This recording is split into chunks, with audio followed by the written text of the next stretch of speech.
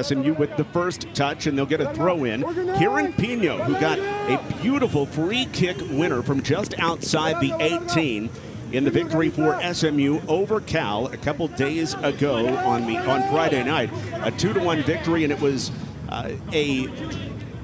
just a virtuoso Kieran Pino goal.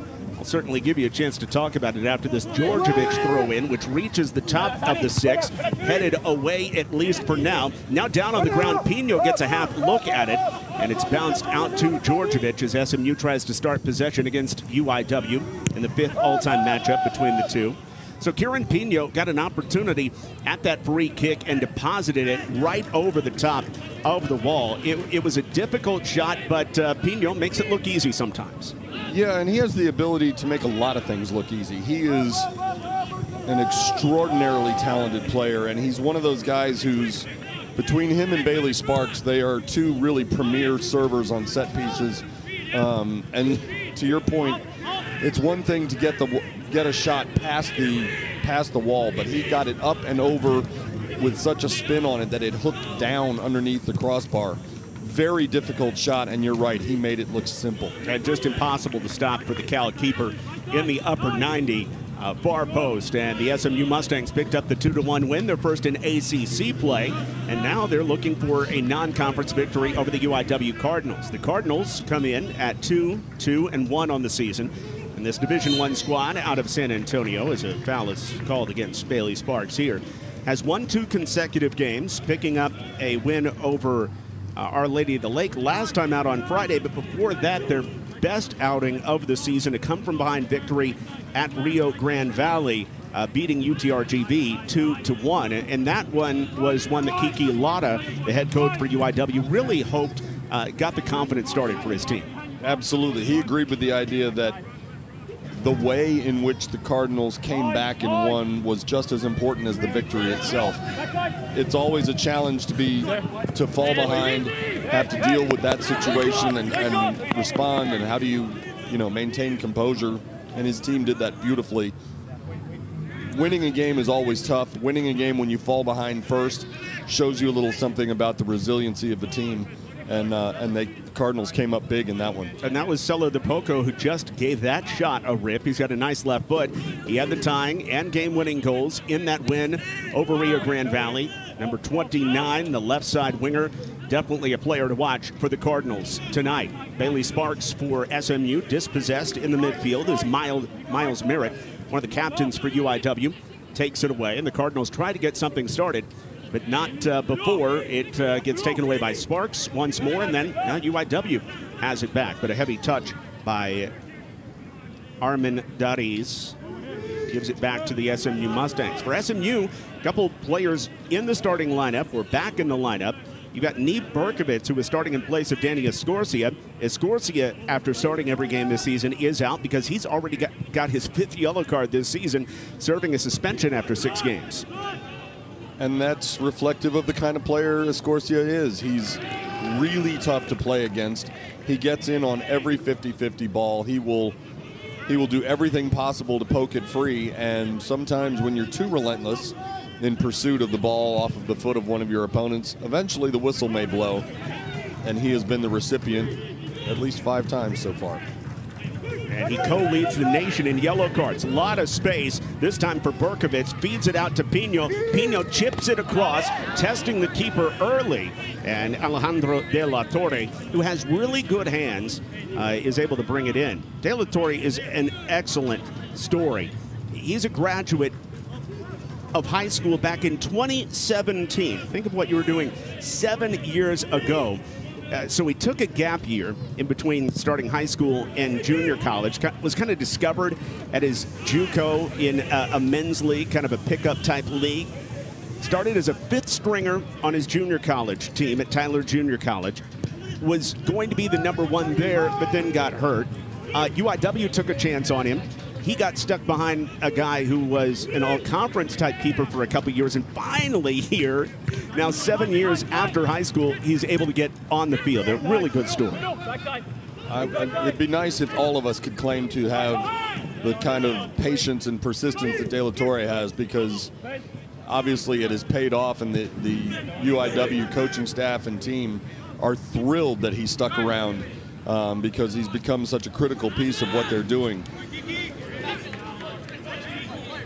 Just an incredible career for De La Torre, who grew up in Central Texas, went to Georgetown High School, where he was an all-state level player there.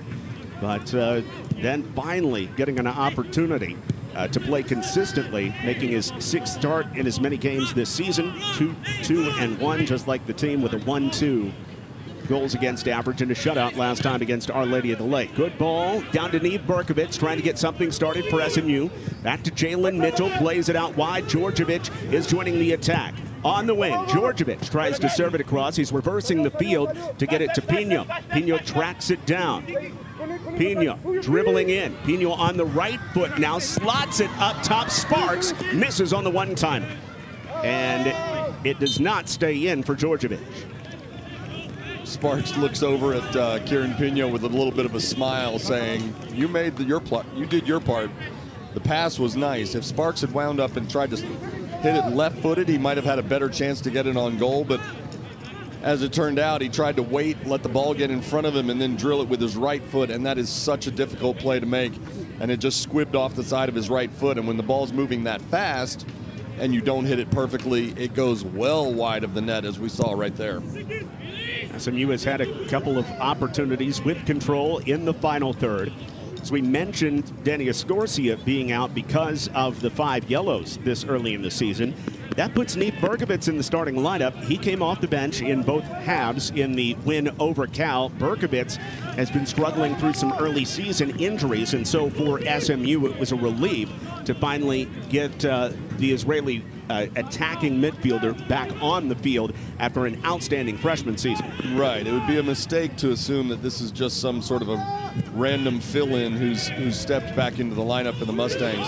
All Berkovich did as a freshman was earn Freshman of the Year honors in the American Athletic Conference. He is an electric player and has an incredible work rate. He'll play 90 minutes unless you extend the game further, and then he'll play 180 if you let him. Just an incredible playmaking 10 with 6 goals and 3 assists last season. If you remember, Steve, he didn't start early last year for SMU, but he really made hay in a hurry. It was the back half of the season where he did a lot of his scoring, assisted on a lot of the goals as well. He got better as the season went on a year ago. He did. I mean, he went through what a lot of freshmen go through, right? Which is you wait your turn when there's talented players ahead of you who are 1 or 2 or 3 years older. And then, but as he started to play first in a reserve role, he sort of forced his way into the rotation, and all of a sudden he was getting a few more minutes and a few more minutes and a few more minutes, and basically forced his way into the starting lineup. And you have to think that had he not gotten hurt earlier this year, he would have been in the starting lineup every game so far this year, because he's an extraordinary player. In fact, he was scratched, a last-moment scratch, hurt in warm-ups in the season opener against Air Force. Had to come out of the starting lineup in that game, and ever since then, SMU has been without his services, at least until against Cal. So here's Berkovich against the wall, has it knocked out from behind by Roshane Baker, a 6'1 junior from Jamaica, playing one of those center back spots for UIW. The Cardinals have a large roster, a lot of players that could potentially contribute this year, and they're trying to decide on who's going to do what. As Georgievich cuts through the middle, has it taken away by Miles Merritt on a good defensive play by the midfielder, and tries to spring it out for Armand Dariz, and he will turn it back into possession for UIW. Not a bad idea on that last run by Georgievich, simply because the Mustangs have been switching fields a couple of times, trying to stretch out this UIW defense, and he saw a gap, unable to get it through, but I think you'll see more of that. The Cardinals are playing pretty compact in the back end, and if they can stretch them out, the Mustangs will try to split some of those gaps. SMU, meanwhile, really wanted to press high in this match, make sure that they were engaged, trying to force the issue. What have you seen from SMU so far when it comes to pressure? Well, they have been pressing. The ball's been in the offensive third or offensive half for much of the game from the Mustang standpoint.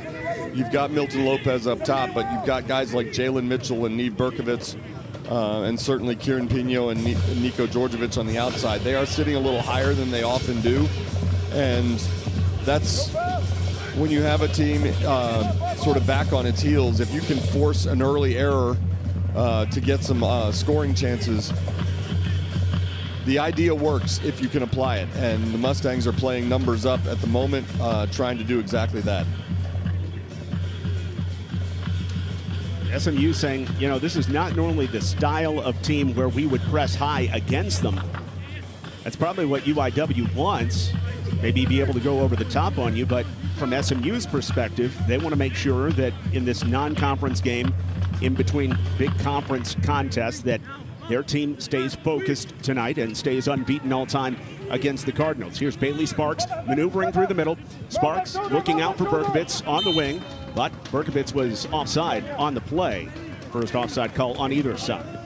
And you're absolutely right. When a team presses high like this, that does open up the opportunity for vertical passes up over the top to try to counter that. If the Cardinals are going to sit back in a defensive stance, and now they've crept forward, but for much of the first 11 minutes of the game, they've been sitting back in a pretty defensive stance. If the Mustangs are going to press high, that means you could see one of the UIW defenders, like say a Roshane Baker, try to lob a long ball over the top and let his front line run onto it and try to create plays against Martin Dominguez in the back. After the long serve by De La Torre, SMU is able to take over possession. We haven't talked about Martin Dominguez yet, wearing the yellow keeper's kit for the SMU Mustangs, but Dominguez takes over in goal after Chance Johnson started the first 5 matches of the season, and Dominguez was very solid against Cal. He had 4 saves in the victory, making the first start of his career. He really was outstanding. What does SMU like about Dominguez in goal as they make that change? He's got a lot to like. He's not as big as Johnson. Johnson goes about 6'4". Dominguez is listed at 5'11", but he's very quick. He covers a lot of ground in a hurry, and he's a very good shot blocker.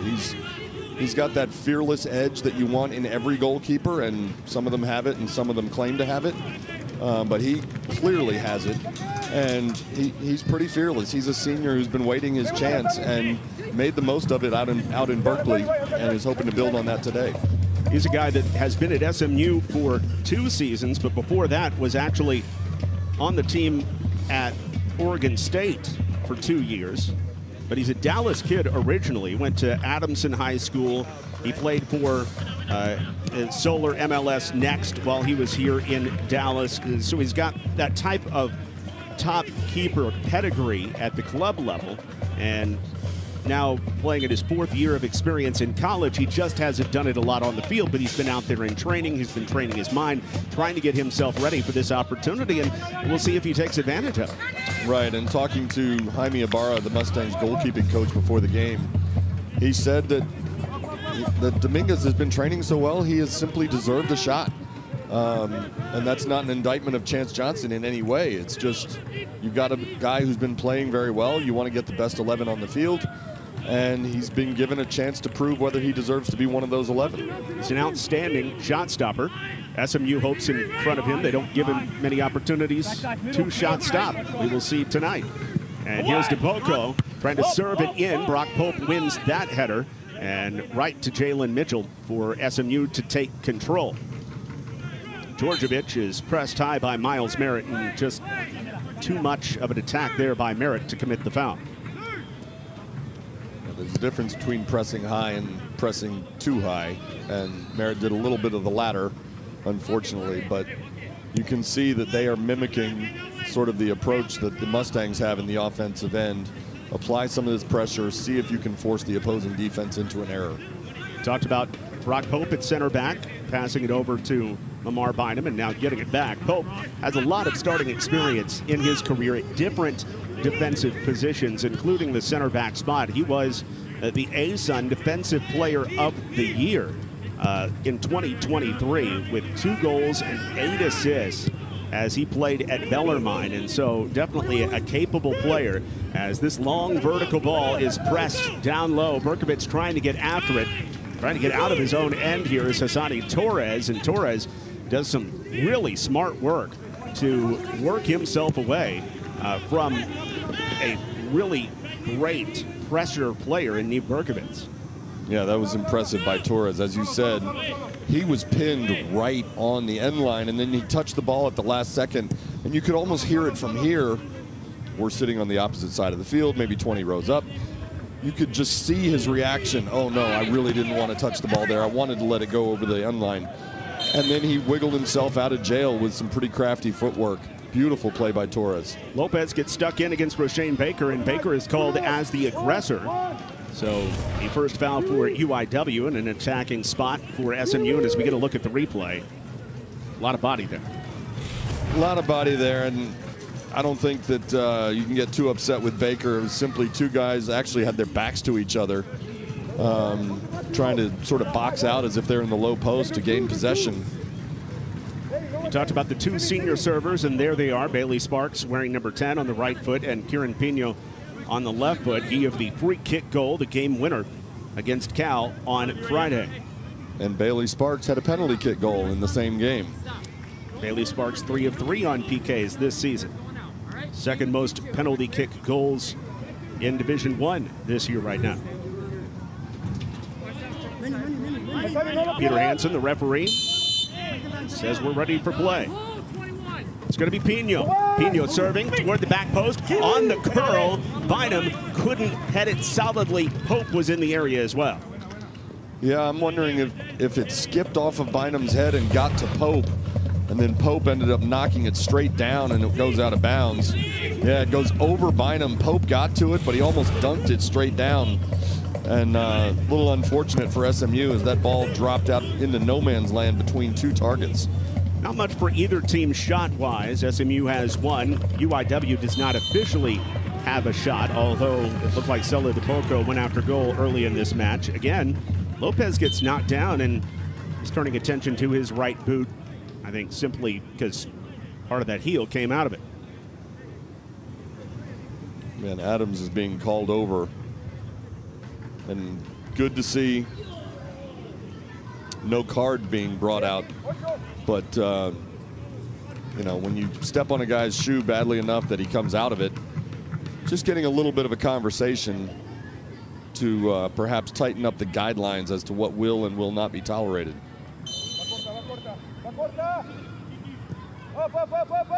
SMU going with an indirect restart, forcing it around the edge, out to Owen Zarnik. Here's Djordjevic. Hasn't factored in a goal this season, but certainly is capable, there is no doubt. Back out to Pope, and SMU reverses the field, looking for a way around UIW early. Pino couldn't feed it through. Possible handball was not seen as SMU comes with pressure, and a throw-in coming for the Mustangs. You see the benefits of this pressure as Berkovich and Sparks both sort of double-teamed the ball and forced not only forced the Cardinals to give it up, but ended up getting a throw-in. He's Steve Lansdale. I'm John Little. Great to have you with us tonight in Dallas. 90 degrees at game time. It's a high of 92 today in Dallas. It'll be a little bit warmer the rest of this week. Kids from San Antonio, certainly no strangers to the heat either. All the way across, Kieran Pino with a strong serve. It is knocked out, and then Djordjevic is awarded a free kick here off of DePoco's aggressive move, and DePoco still pleading his case, believing he was not the offender. Yeah, a couple of DePoco's teammates are also arguing. Here you see Djordjevic and DePoco. They butt heads, but I think the reason this call is going against the Cardinals is because, well, they both sort of jumped into it, but DePoco jumped higher and sort of led with his leg as Djordjevic was coming across laterally. I think DePoco may have been arguing, hey, I hit the ball first, and he did, probably with the toe of his left foot, it appeared, but there was certainly some aggression there that is going to result in SMU getting a free kick from about the spot on the field, or about as far out as Pino scored the other day against Cal, except it was on the left side of the field off to the right of the keeper. So we'll see what SMU decides to do here. I think you could almost make an argument for a non-call there, in which case, let's be honest, players on both teams would have been upset with you for making no call. And then you've got the ball just sitting there at the edge of the 18 in a scramble for it. Right, and 2 players on the ground nursing some bumps and bruises. But it is a key call. See if SMU is able to take advantage of the restart here. Again, Kieran Pino scoring from about the same spot, just on the opposite side last time out. Going after goal here, but sailing it high. You can see Pino wants that one over again. He gets a little too far under it. It almost looked like it skipped off the back of a UIW player, but it did too. But you see Pino there just with his head buried in his jersey.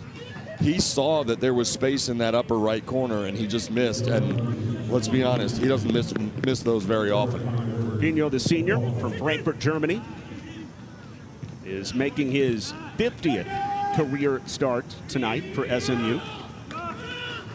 Trying to make it memorable. SMU and Incarnate were scoreless through the first 20 minutes. A long ball. Is it going to check up as Eric Rios runs after it? No, it will not. And a goal kick for SMU. How much do you think we will see the Cardinals trying to play those long balls either through SMU or over the top tonight? I would think we'll see quite a few, simply because if SMU is going to press and try to force the issue in the middle and offensive third, that means there is space in the back. And yes, SMU has 3 very capable defenders back there in Brock Pope, Lamar Bynum, and Owen Zarnick. But if you press the other 7 guys forward, there is space somewhere. And if you're the Cardinals, sure, you try to find those gaps and either go over the top or through those gaps. And you've got some guys up front who can really run. One thing we did not see on that last foul by Celo DePoco was, at least on the ACC network cameras, was a yellow card come out. So DePoco was given a yellow on that exchange. And we have confirmed that with the 4th official, Tony Obas. And indeed, there was a yellow on Celo DePoco, so that's something to watch as the night goes on, especially if the match stays close. SMU throw in. You're right. I absolutely didn't see one come out, and I was looking for it. And it was for his dissent, evidently, not for the actual play. I was going to say, the angle at which he came in and hit Djordjevic, I didn't think he had his spikes up, but his leg was up, his foot was up pretty high, and so I could see how it might have been interpreted that way.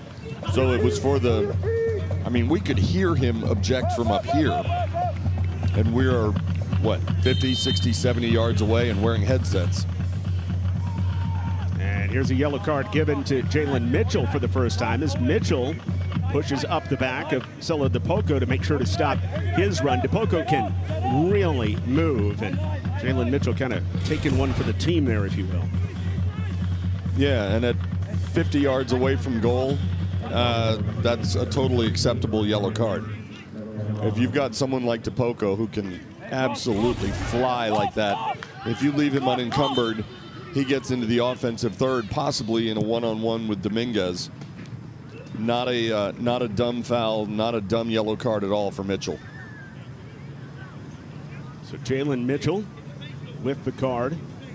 Mitchell's had an excellent season as he steps up on both sides of the field. He has become a more mature player this year, and Kevin Hudson wanted to see some fire in that belly, so to speak, and Mitchell has certainly responded to that earlier this year. Yeah, after the Mustangs tied Oral Roberts earlier this year, Mitchell was sort of challenged by the SMU coaches, saying it's fine for you to race in toward the goal and take shots, but we need to see you tackle. We need to see you defend. We need to see you put in the mileage in the middle third as well as getting the benefits of it in the offensive third. And he has, to your point, really stepped up and become a much more well-rounded player. Cardinals with a chance here with some possession. What can they do with it? cycling on the right side of the field. But SMU attacks, and Pino trying to nip it away from Armendariz. Ends up in a Cardinals throw-in.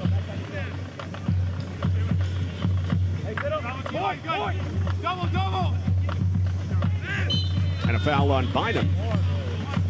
So a free kick will come from just inside the touchline for UIW.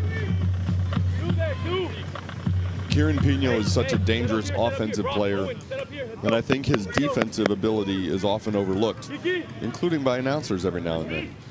But when he talk to those guys, yeah, I know. Mean tweet at them. Yes, exactly. He can be an absolute lockdown, shutdown defender on the outside, and he doesn't get enough credit for it because he's such a threat in the offensive end. But that's a reason that there are pro scouts who are very interested in number 7. Key restart for Miles Merritt here. Had the opening goal against Our Lady of the Lake, but looking to be a distributor, the sophomore out of Albuquerque, to get things started for the Cardinals on this free kick. Peter Hansen has the men set up. Merritt approaches. He's going to send it out front.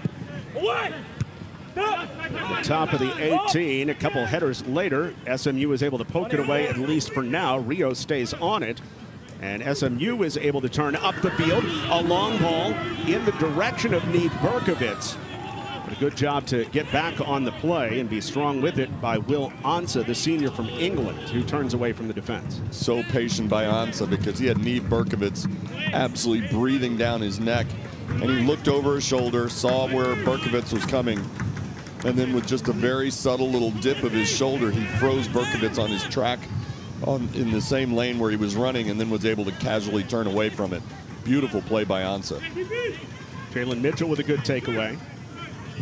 UIW on a streak of not giving up goals. Didn't give one up in the second half against UTRGV. Shut out Our Lady of the Lake for the first 25 minutes here in Dallas. Nothing doing for the SMU Mustangs either, a squad that has scored 26 straight matches. Here's Djordjevic with a lot of space. Djordjevic with a heavy first touch. It is going to be SMU ball, as that gave Navarrillo a chance to lean into the ball. Navarrillo came up trying to lobby for a throw-in, contending that he had banged it off the shin of Niko Djordjevic. Djordjevic on the throw. SMU sets up for a set piece. Djordjevic's line drive throw is headed up in the air. Pope is going to win the second ball, but the third one by UIW, enough to get it out near midfield. Another SMU throw-in.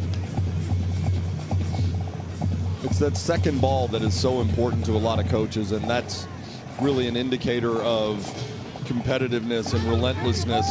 And that is something that not only Kevin Hudson and the SMU coaches, but every coach wants to see more of. So far tonight, I think the Mustangs have done a pretty solid job winning those second balls. This has been a busy pitch early this season for the SMU Mustangs. Of SMU's 7 matches now, 6 have been at home as Djordjevic chips it in the direction of Mitchell. He's met by 2 in the corner.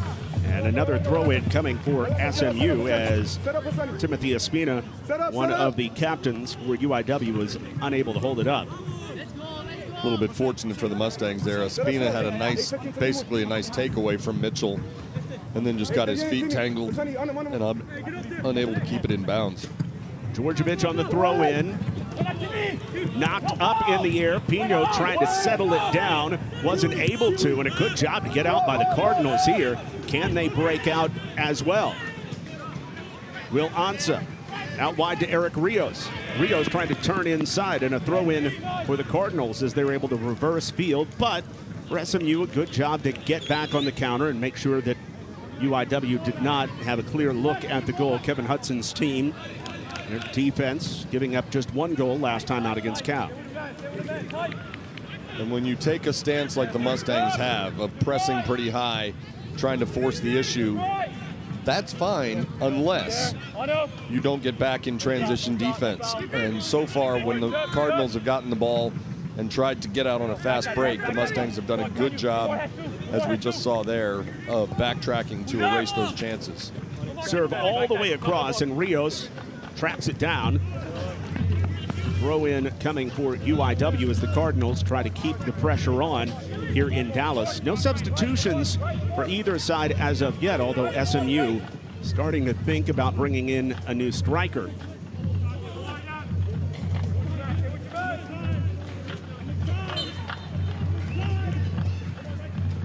UIW taking a long time on the throw in, and now here's Rios trying to play it out front, but it's nipped away by Neve Berkovits. Berkovits, for a guy that has been fighting an injury, he's looked like he's been in fairly good form so far. He looks as quick as he did as a freshman last season. He is, and he's one of those guys who I don't think you ever have to worry about conditioning.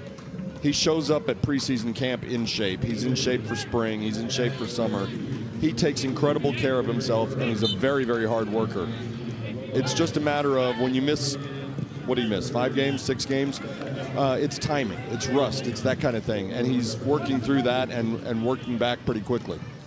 For the SMU Mustangs, a couple new players come in. Steven Sagamonian at a midfield spot. He has the ball now and reverses it around. Also, number 22, Brendan Baird, is in at the striker position. He's been training incredibly well, and he's on the field for SMU for the first time in 2 years in a countable game.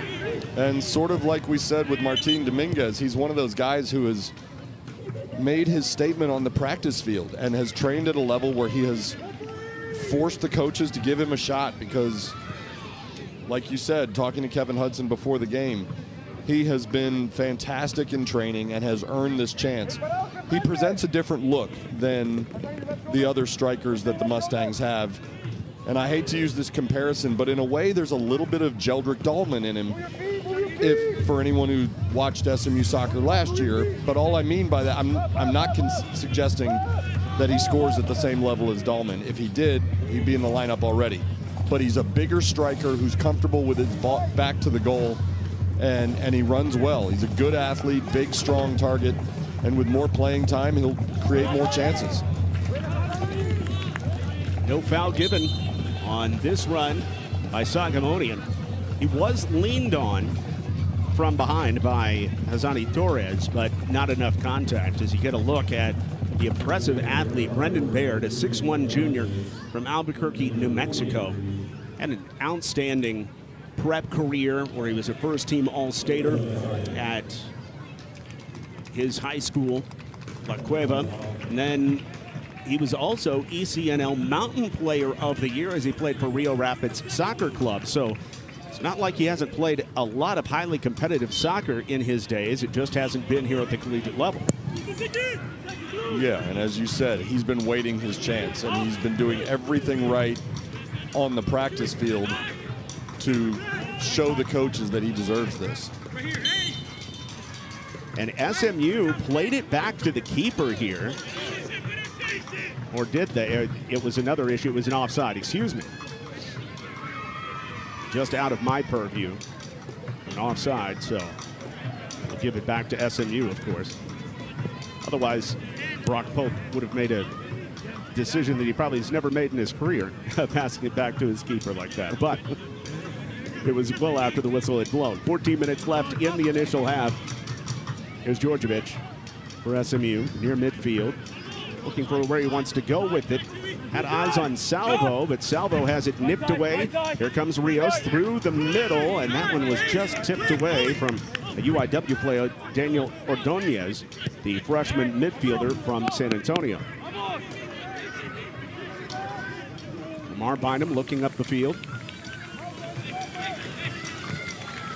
Does it surprise you so far that neither team has really been able to put much pressure on the opponent's goal? Just 2 shots for SMU, neither have been close, 1 for UIW. Not really. I mean, the majority of the game has been played in the middle third, really. The field has been tilted in SMU's favor, but as you said, they're not blasting shots away at the UIW goal.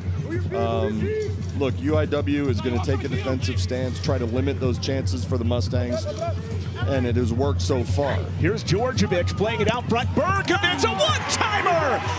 And Neve Berkovits opens his account. Berkovits, in his second game back, his first start of the year, puts SMU on the board. Think Berkovitz isn't happy? Usually a player scores, they run to the bench. He just ran through the bench and found a camera, and he's taking a selfie with his teammates. Welcome back, Neve Berkovitz.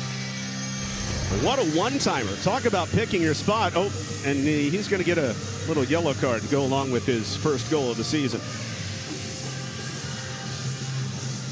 And you can see the official almost smiling as if to say, look, I get it. You're happy you scored. I love sellies, but a little too much of a selly. I think it's the incorporation of a prop. Ocho Cinco style. Yeah, or do you remember Joe Horn when he played for the... It's a Polaroid. I haven't seen one of those since 1987. That is old school. I want to know where he got that. Remember Joe Horn scored a touchdown for the Saints, and he had a cell phone tucked underneath the pad around the goalpost? He got fined or penalized or something for that. I think anytime you incorporate a prop, that's what rubs the officials the wrong way. So definitely a unique celly for Neve Berkovitz after his first goal of the season. And the SMU Mustangs up 1-0. And immediately, as a reward, he's going to get to go to the bench as SMU brings a player on, Frederick Skilberg, who has not played all season, wearing number 11. The 5'10 junior from Sweden has had an excellent first 2 years in Dallas, but he's been on the bench all year with injury, and so now he's in to play a central midfield spot, an attacking midfield spot for the SMU Mustangs. Now the Mustangs are getting some offensive players back at the right time here as they try to figure out how to be a more dominant offensive team. Exactly. I mean, every team wants to score more, right? And so, but for the Mustangs, that's critical because they're about to get into the meat of their ACC portion of the schedule against the top conference in the country. And against teams like those that appear on the schedule in the weeks ahead, you cannot have enough goal scorers. There's no such thing as too many. And so Skilberg has scored some significant goals during his career. Neve Berkovitz has his first tonight, but also scored a few last year. If you can start adding that kind of weapon to a lineup like this, that really changes the complexion of what the Mustangs look like going into the rest of the ACC part of the schedule. And a little SMU shout out to Niko Djordjevic as well. He was such a key distributor in his rookie season back in 2022. An AAC all-rookie player as he had 7 assists. Well, that's his first in a couple years as he was able to feed a brilliant one into Neve Berkovitz. It needed only one touch. Baird looking back door for Sagamonian, but he's denied as Baird puts in work here in the first half in his first game in 2 years. So a lot of different guys getting their first significant work in a while. Just as we said that you can't have enough offensive weapons, you also can't have enough depth.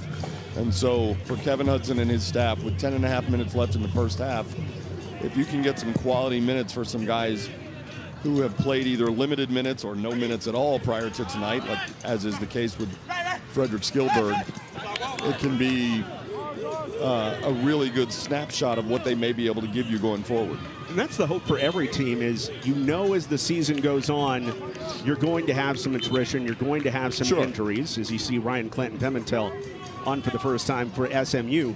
But at the same time, you hope that in training there are guys that step up and get better in training, and SMU has seen that from their keeper Dominguez, from Brendan Baird as well.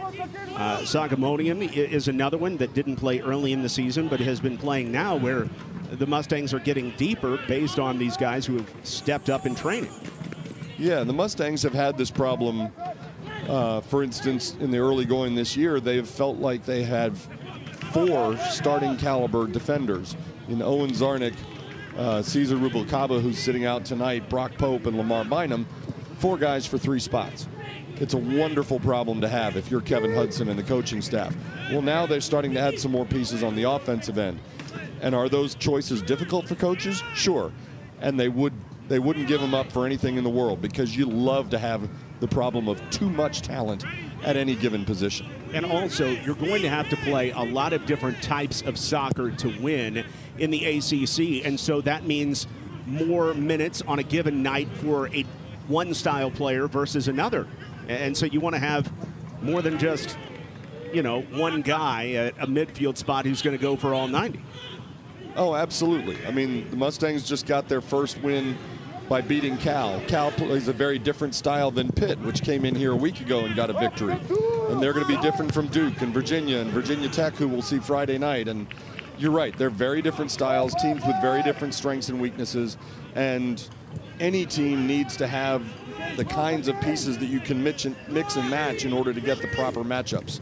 Here's a serve into the box, deflected by UIW, but Clanton Pimentel backs it up and looks to operate inside the box. Clanton Pimentel to his left foot, slots it across, a ricochet, it's off the post, and Sagamonian nearly opened the account, but stopped on the doorstep as De La Torre reaches it just in the nick of time. Sagamonian cannot believe he's not celebrating his first goal.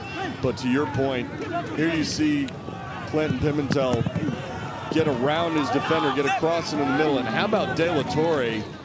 All 6'4" of him, and he's here you see he's not just tall, but he's strong. He gets out with his left hand to stop the first one, and then gets his foot out to block Sagamonian at the near post. Beautiful play by De La Torre to keep this a one-goal game. How about Hazani Torres out of Wakeland High School in Frisco, just about 30 minutes to our north. He almost gave up the own goal, but then he sticks his foot in there to keep it off the line as well. Does De La Torre get 2 saves on that? If you save one against your own teammate and one against an opponent? I think he should. Maybe not in the official book, but if we're giving out stars. But that was a heck of a play by De La Torre. Oh, no doubt, no doubt. As we play with 7 minutes left in the first half, SMU with the opener came from Neve Berkovitz. A foul by Timothy Espina will give the advantage to SMU.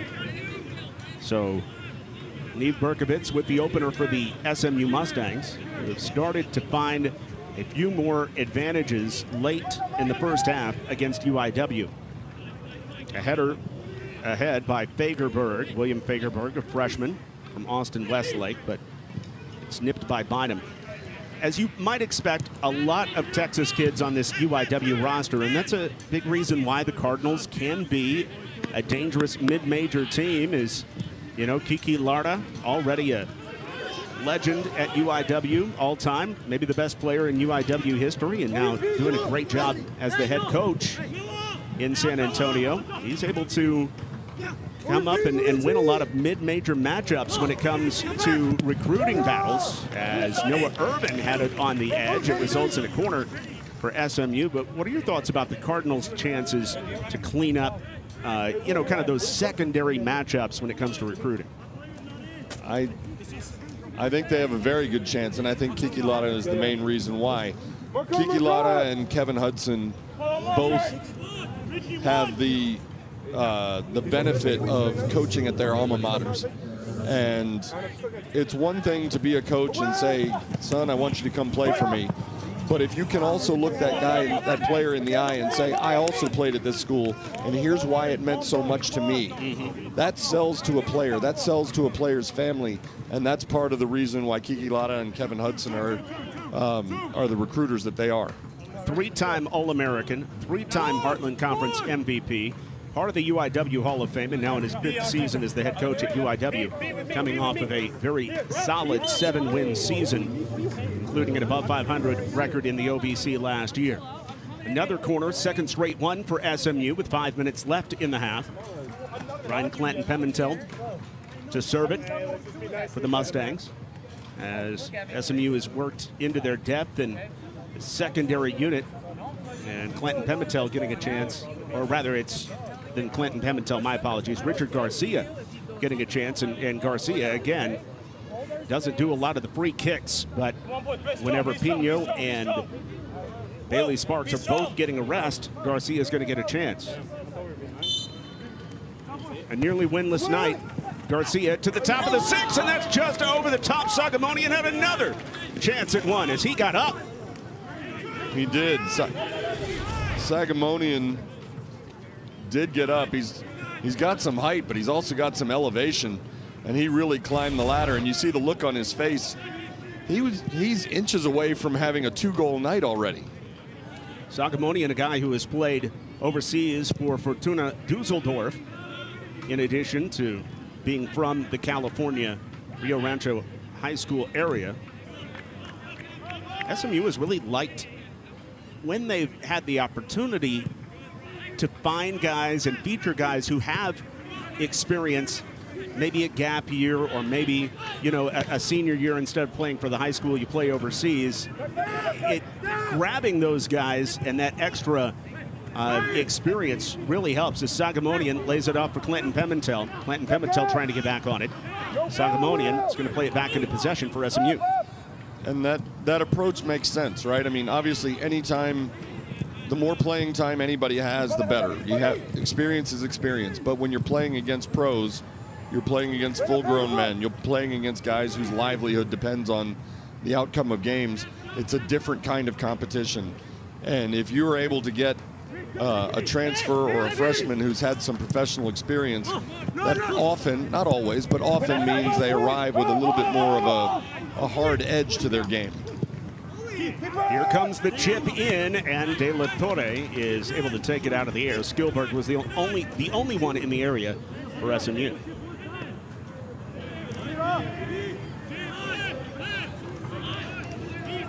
De La Torre's clean sheet streak over after his first career shutout last time out against Our Lady of the Lake. UIW opening up the season at home with a 2-0 loss to UIndy, and then following that up with a 1-1 draw against Gardner-Webb. Went to Gonzaga, came up short 2-0 in that one before they went to UTRGV, picked up the rousing win that we talked about, 2-1, and then the 4-0 result over Our Lady of the Lake. Here comes SMU with purpose. Sagamonian trying to chip it back inside, and the run for Lamar Bynum. It was just out in front of him. Just out in front of him, and a really nice job by Will Ansa running step for step with Bynum and just touching him a little with the shoulder, enough to get him just off his lane and allow De La Torre to swallow that up, and Bynum ends up in the goal without the ball. Nice play by Ansa, and it's one of those that never shows up on a stat sheet, but believe me, the coaches noticed that kind of play. Bynum, the defender, did not score for SMU last season, hasn't scored this year, but he had 8 goals over 2 seasons at Division II CSU Pueblo, where he was an All-American in 2022. A little over a minute left in the first half. SMU controlling play and up on the scoreboard, 1-0 thanks to a brilliant one-timer from Neve Berkovitz off the assist by Niko Djordjevic. Nico to Neve, each one scoring their first point of the season.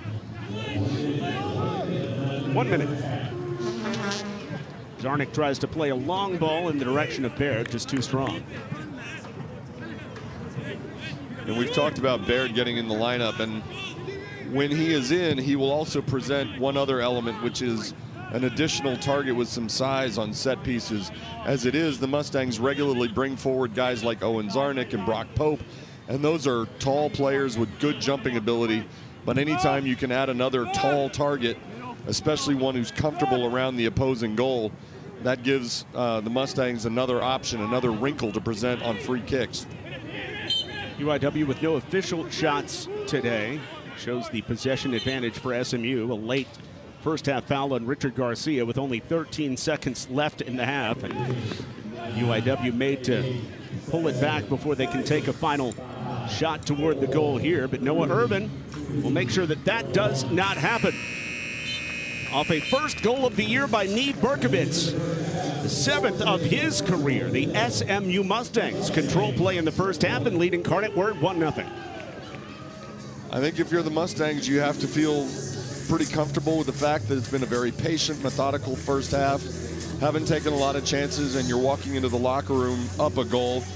And if you're UIW, you don't have any shots yet, but you've also basically withstood the Mustangs' punch. Down 1, very well within reach. You're 1 shot away from tying it. I think both teams have reason for optimism heading into the intermission. SMU Mustangs on top thanks to this one-timer by Neve Berkovitz. Coming up at halftime, we'll talk about the early season domination of ACC teams. Say cheese! Here on the ACC Network. There's an art to it. There's a skill to it. And obviously 45 minutes to go. It's way too early to talk about it in terms of killing off the game. But it will be very interesting to see how the Mustangs perform with a lead in the second half, going into the second half tonight. Something to mention as we head to the second half is, remember, in men's college soccer this year, the substitution rules, if you come off in a half, you cannot re-enter. And with that in mind, you think about who's starting the second half for SMU. A player like Baird at the striker position, as this long ball right up the seam is tracked down by Brock Pope, making his second start at center back for SMU. He's challenged but sticks with it. Sends it up the wall, and eventually it reaches Kieran Pino. Pino has it taken away, and a chance for UIW to set up. However, there was nobody backing up that play as Paco Segura, thought he had somebody behind him on the left wing, but there was just nobody home. Nice job by Pope to beat a couple of Cardinals and get the ball out of that corner, but then a little bit sloppy for the Mustangs, clearing it out of the back third. Fortunately for them, Niko Djordjevic was able to do that. Baird holding up as they play through the striker here, and he's found from behind by Hazani Torres, the freshman from Frisco. A lot of local kids. When I say local, I mean North Texas kids on this UIW roster, as we've seen from a lot of the squads that come in here to Dallas. But with UIW being in such close proximity, more than we've seen most games this year, as Djordjevic wins that first touch, cycles to the middle, to pass it down near Skillberg. Baird holds it up. Baird keeps it in possession at least for now, but UIW runs onto it, and Eric Rios, who has probably the highest work rate of anybody on the field so far today, trying to weave his way through traffic. It looked like he was going in between slaloms on the side of a ski slope, and he goes down.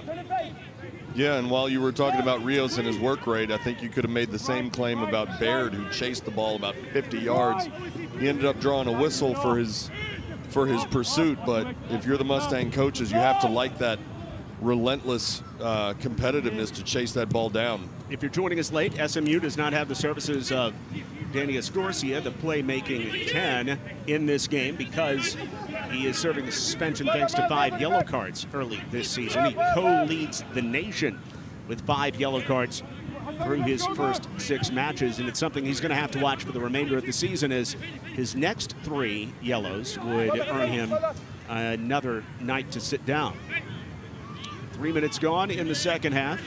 SMU with some controlled possession. They outshot UIW 5-0 in the first half, and their lone goal from Neve Berkovitz off a really pretty assist from Niko Djordjevic.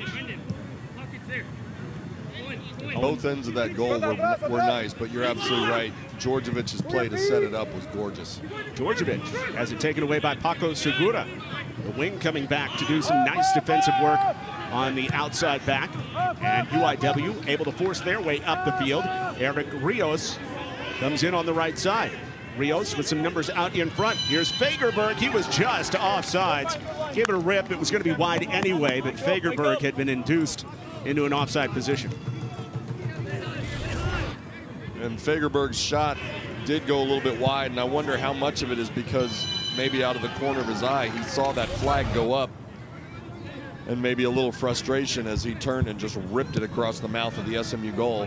Just to make sure, though, of course, Martin Dominguez laid out and made sure it wasn't going to find its way into the net.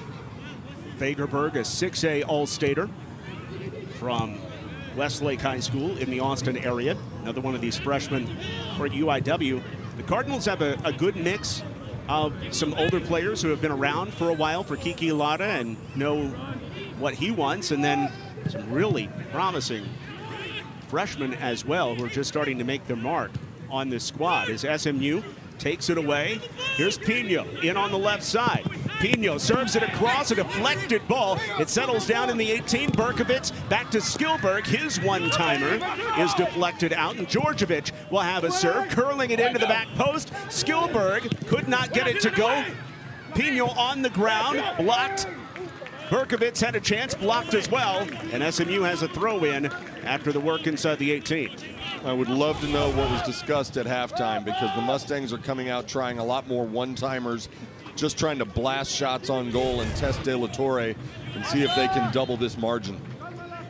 Eric Rios takes it away for UIW. And a foul coming on SMU.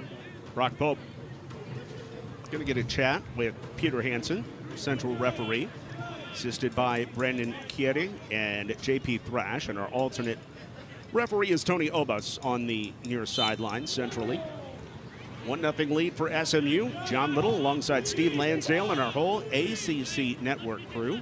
I'm going to give a big shout out to the ACC network crew who helped pull off the national broadcast yesterday for the SMU women, as they were able to take down Boston College 1-0. Again, a linear game, as we call it here in the business on the ACC network. One of the big things SMU did as soon as they knew they were going to the ACC is they put a lot of resources into some brand new studio facilities here, making just our ACC network broadcast top notch, whether they're online or linear. Here's Pino serving it in, and the header is kept in. A good job there by Baker to not just head it away, but head it into a position where the Cardinals can at least try to build.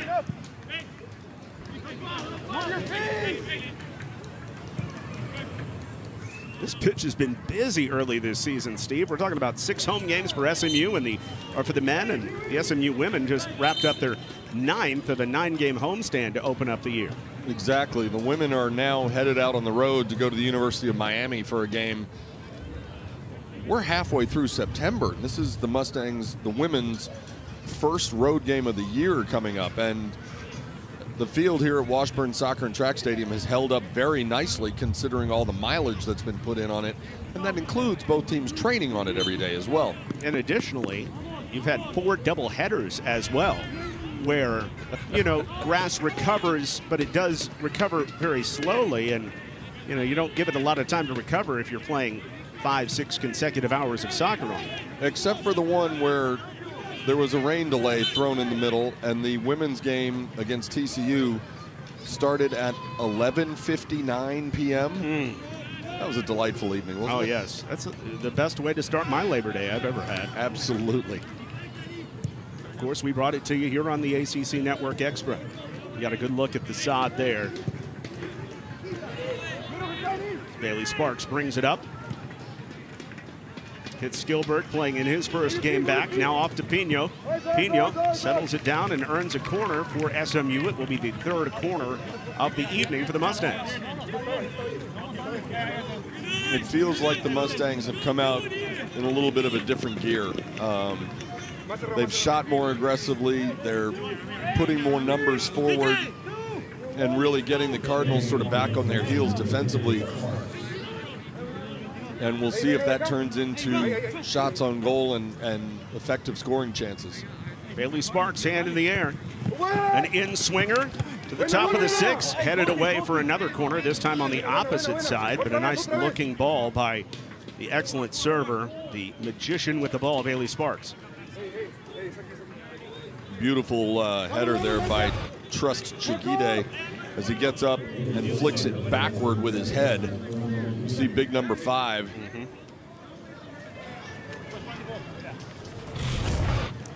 You don't want to give up in that central midfield. Pino from the opposite side will take this serve as soon as Peter Hansen says he can. You see that Peter Hansen is going to have a word with Owen Zarnik. And this is a carryover from the first half, because on some of these corners, the Mustangs have put Zarnik, who at 6'3" is one of their biggest players, in front of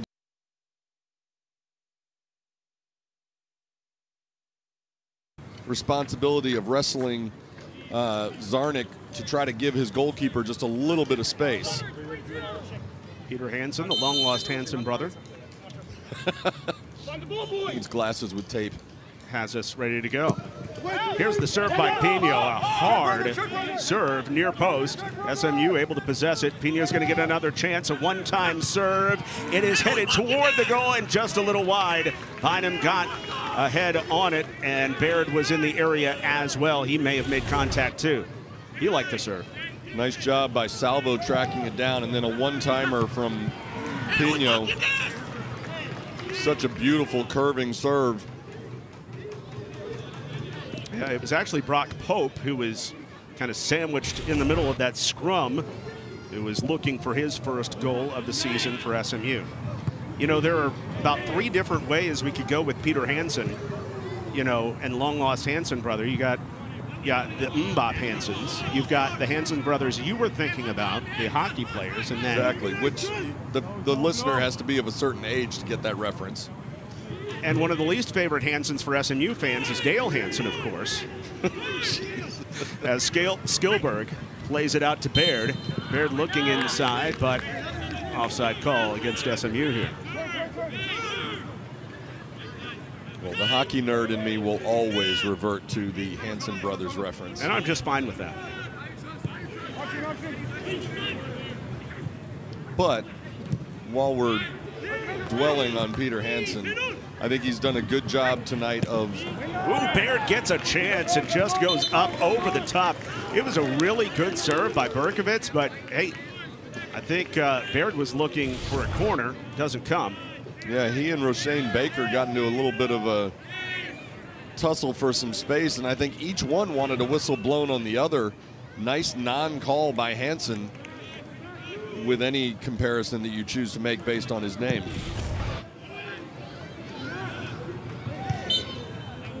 Foul on Zarnik here, going over the top of Trust Chigide. And you saw that for SMU on that play, they were really hoping the ball went off of Roshane Baker for an opportunity at a corner kick. SMU has had 4 shots in this second half.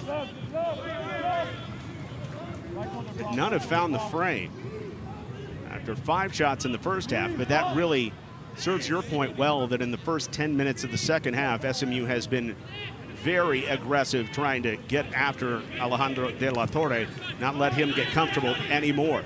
Here's Berkovitz. Berkovitz turns on the ball, looks for somebody to play through, sees Bailey Sparks.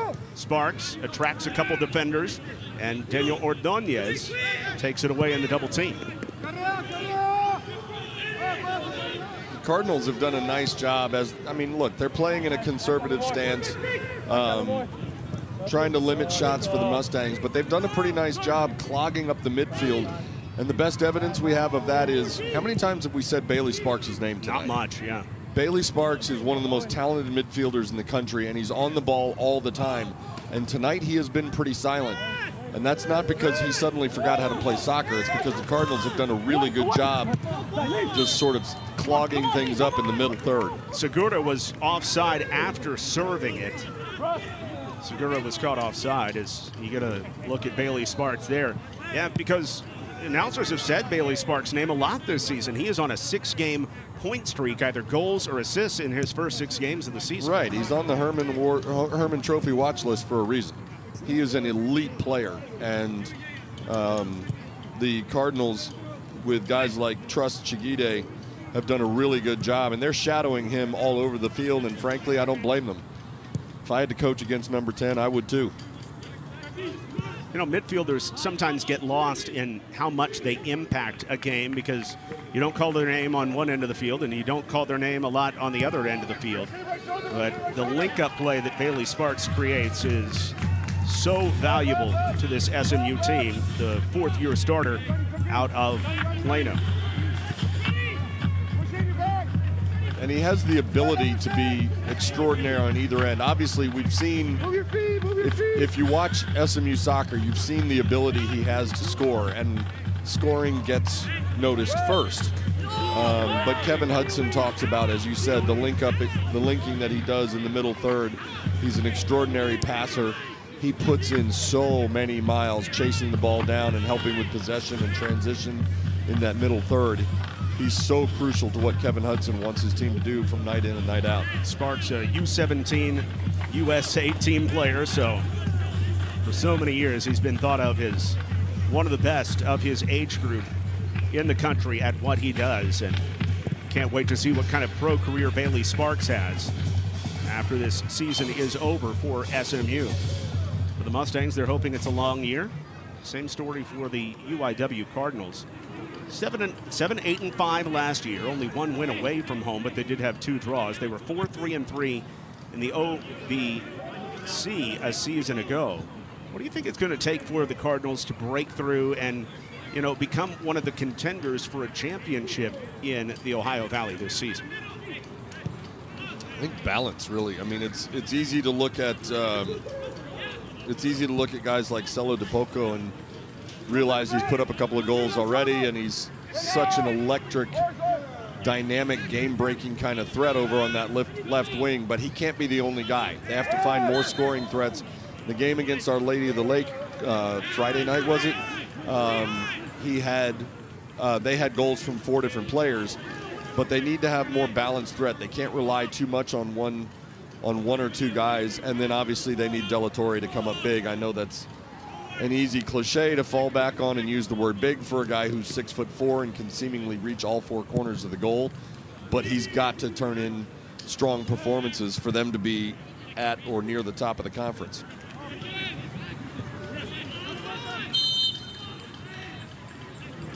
An advantage here for UIW after that foul, and in fact a yellow card is issued to SMU. It goes on Baird here. As we get a look at what happened to have Navarrillo hobbling away, just a step on the foot. Yeah, Baird had his arms extended just a little bit, but that didn't look like much of a shove at all. I think it got more dramatic because he caught the edge of Navarrillo's ankle or foot or something, that he came up hobbling just a little bit, and then he ended up falling to the ground out of bounds. And because Baird was behind him when the contact was made, it probably looked a little more egregious than it was, drawing the yellow card. Celo DePoco, the leading scorer for UIW, comes back on. So definitely a player to watch at the left wing in the attacking position for UIW. Again, he had the tying and go-ahead goals in a 3-minute span in the win at UTRGV. Definitely a dangerous player who can turn games around seemingly by himself. Not a great clearance here, and DePoco wins it for a moment. Djordjevic is there. We'll get a throw in for SMU. That is something that Djordjevic is so good at, racing back to help that back line, and even if he doesn't maintain possession, he gets there quickly enough that he's able to play it off of an opponent and get a throw. Oh, this is dangerous as Skillberg comes in with Bynum joining on the left. Bynum, a heavy first touch, trying to play it inside. It's deflected, popped out. SMU will run it down and throw it in after the initial wave is thwarted thanks to Roshane Baker's last-minute play. You see the through ball that got through to Skillberg, and he blazed through the offensive third, and then Bynum overran on an overlapping run so far. He almost ended up in Ford Stadium. Quick restart, and here we go. Pino inside to Baird, who gets popped as he tried to one-time that really, really quickly, and he's going to hobble away. But De La Torre is there for the save. SMU went with a quick restart and nearly caught UIW out of position. Yeah, quick little one-timer there by Baird, and you're right, he came up hobbling, but my guess is that after waiting as long as he's waited for his first chance, it's going to take more than that to drag number 22 off the field. Yeah. Baird playing for the first time in 2 years and looking to score his first goal. Djordjevic heads it to himself. Looks like some numbers for SMU again and some space. Djordjevic bumped, and a foul in the middle of the field by Danny Elizade. Pretty good job to take that foul, I think, by Djordjevic as well, who legitimately was caught off balance on the play. But it also gives SMU a brilliant restart position. Yeah, the fact that he was off balance is what drew the whistle, because the contact was not very powerful, but the fact that Djordjevic was on his left foot and leaning forward, it really didn't take much to tip him over. And to your point, now here's Pino and Bailey again, two extraordinary ball strikers about 28, 30 yards out, well within range for either one of them if they choose to pull the trigger. Daniel Ordonez walking through the area, trying to get a feel for what the two players are going to do as Bailey Sparks and Pino look at this one. Pretty much straight on. About 33.2 yards out. 0.2, all right. It's Pino again. Pino just misses upper 90, trying for a repeat performance from the game winner at Cal. And it's such an awkward spot to be in if you're the opposing goalkeeper, because if you've scouted the Mustangs, you know that Bailey Sparks and Kieran Pino are both extraordinary at these restarts. And Pino would love to have it back because there was some space, but there wasn't a lot of space because De La Torre is not just a big guy. He gets moving side to side pretty quickly. And when you're moving and you're 6'4" and you have those arms, you can reach a lot of shots. The night is over for a couple SMU players.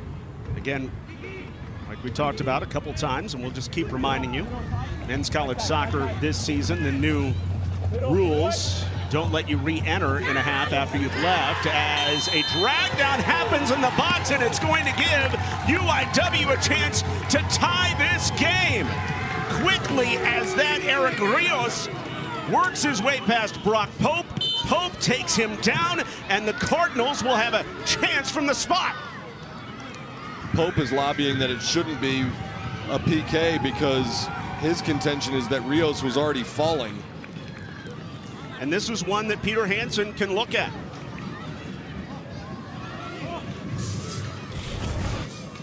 Here you see Rios, he crosses over Pope. And also we got to think about, where was the foul initially? Where's the contact for the foul initially? Was it outside the box or inside the box? A couple of things. One, it's not like Pope grabbed Rios and threw him to the ground. I think it was a foul. I think it was also in that first yard outside the box that the contact was made, and then their momentum carried forward into the box. So as Peter Hansen looks at this, it's a chance for him to move up in the Hansen rankings above Dale all-time in SMU history. But it is a big call. The SMU Mustangs lead Incarnate Word 1-0. 26 minutes left in this match. So Owen Zarnick pleads his case. And I think Zarnick is saying the exact same thing we're talking about, where the contact was there, but then momentum carried them into the box. I think this should be set up outside the box. I don't know if it'll be conclusive enough for the officials to overturn the original call.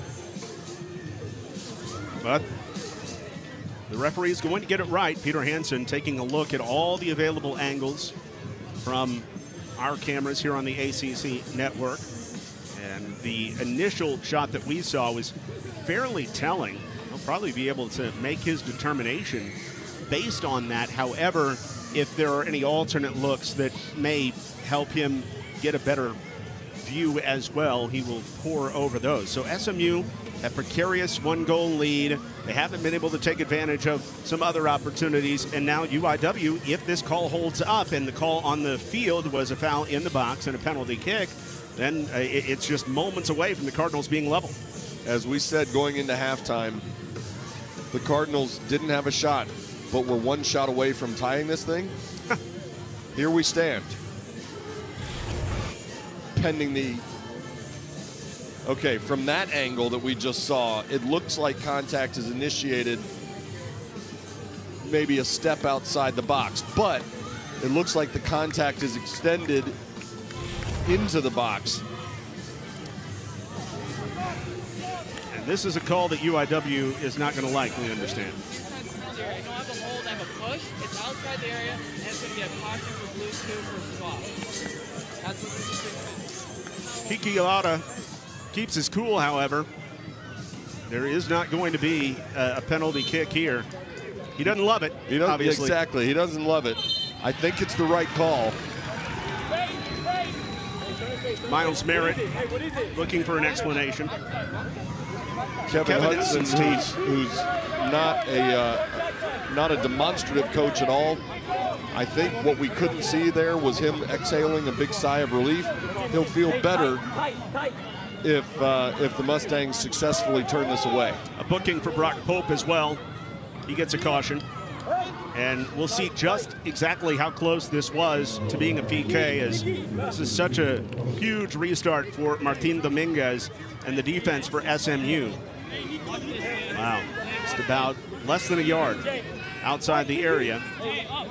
And the restart will come from Danny Elizalde, the junior out of El Paso. He'll be on the left foot. Try to get this started on the free kick. Mark. Hey, mark your man. Away, boys, away. Right there, I see you guys. I see all of you, yeah. Nothing. Backside three, Mark. Backside three. I got you. Backside three, watch. Elizalde headed out by SMU. Georgievich, who jumped up and got ahead on that. And then Pino clearing it out. So the Mustangs play with fire, but are able to extinguish that chance. Away from the ball, a foul as Jalen Mitchell is hunted down by Hazani Torres. Mitchell back in, playing for the first time in the second half. It's going to be interesting to see the substitution patterns, not only for SMU, but for teams this year. You saw some of it with UIW not starting the second half with DePoco, but bringing him on later in the half. Just with those guys that you know probably aren't going to go all 90, you got to figure out where their rest is going to come in the second half. And a lot of coaches obviously are going to give it to their players early in the second half so they've got them late. Yeah, and DePoco's a perfect example of that. So if you're Kiki Lara and you go to the locker room at halftime with your team trailing by a goal, if DePoco's your best offensive threat, do you come out and try to get the equalizer early, or do you hope that the rest of your team can wear down the Mustangs just a little bit and then bring DePoco in fresh with, let's say, 15 or 20 or 30 minutes left? Long ball into the corner. Lopez tracks it down, trying to get a call to go his way, and no, it will not. It will be a goal kick here. Or is it a corner?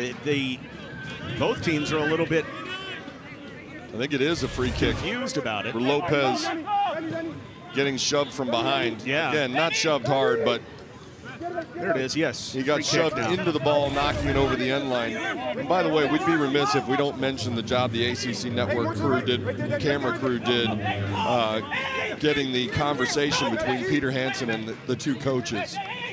That kind of audio adds so much to the broadcast. Tip of the hat to the camera crew. Curling ball to the back post, and just a little too tall by Kieran Pino. He had a couple guys waiting on that back post. Just too much air. But again, you see that beautiful downward hook that he's able to create as well as anybody in the country. He scored on it against Cal and has had, what, 3 shots with that same kind of downward spin, top spin like that. It's a really deadly shot when he's able to get it on target. You see Nico Georgievich with the only goal, or rather Georgievich with the assist on the Neve Berkovitz goal, the only goal for SMU. As UIW and Navarillo is able to induce a free kick here. What does it take to get that kind of spin, that kind of downward spin on the ball? It helps to be part magician. I mean, look, to do it theoretically, you want to hit it with your foot moving up.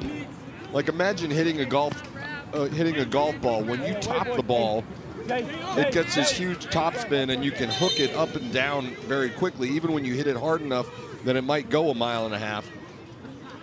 But with a soccer ball, with your foot, it is so hard to hit the ball at that angle because you've got to get underneath it, hit it with a top spin, and then add in an element of aim to get it on the frame. It's a very, very difficult thing to do. Yeah, and I've heard about Kieran Pino. We've said for a few years he's half Brazilian and half European, and evidently 100% magician as well. This free kick popped toward the goal, but and foul called against UIW heading toward Martin Dominguez's area, thwarting another Cardinal opportunity. Yeah, you see the jailbreak from the top of the 18, and there's all kinds of contact in there. Lucky for the Mustangs is Martin Dominguez, just to make sure, punches the ball over the crossbar and then managed to avoid crashing into the goalpost. How about this restart for SMU back the other way as Lopez had one just come out in front of him. It was a great restart by Dominguez, getting it right out to Neve Berkovitz, and Berkovitz shelling one in front in the direction of Milton Lopez, who is looking for the brush by touch for a goal. You hear coaches talk all the time about a play happens, good or bad, and then it's how does your team respond? Well, that would have been a perfect response to a near scoring chance for UIW. If you can go the length of the field and get a goal right on the immediate follow-up to that. SMU was in an offside position on that play anyway, so a goal would not have counted. Still a threat. 3 offsides for either team. 4 corners for SMU, none for UIW. SMU 12 shots to none in this match, so that's significant. And 3 of the SMU shots have been on goal. Yeah, to me that number, I mean, the fact that they've given up 0 shots is the most critical stat. I mean, and it's sort of stating the obvious, but you know, coaches will tell you if you can keep the other team from scoring, you cannot lose. Well, if you can keep the other team from shooting, then your chances are even better. Neve Berkovitz, the aggressor.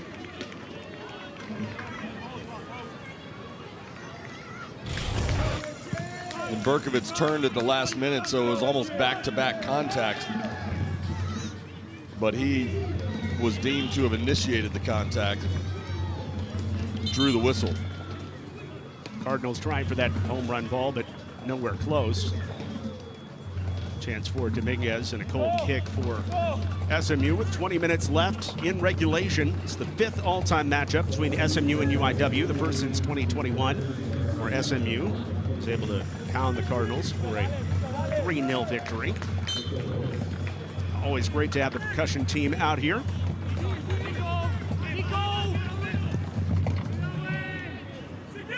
SMU looks for that 2-goal margin. Jalen Mitchell knocks it down, tries to roll it ahead. Has it overtaken, however. And Mitchell is called for fouling Miles Garrett to the ground. You see a little bit of frustration there for Mitchell. And I don't think it's so much frustration with the call as just the frustration of getting feet tangled up. I think it was frustration with himself as much as it was with the official.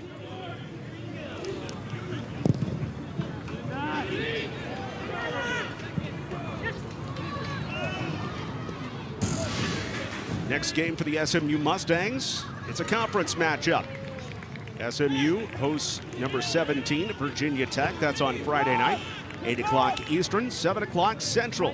The ACC Network Extra right here. You can find it everywhere. You find ESPN broadcasts as well, like your ESPN app.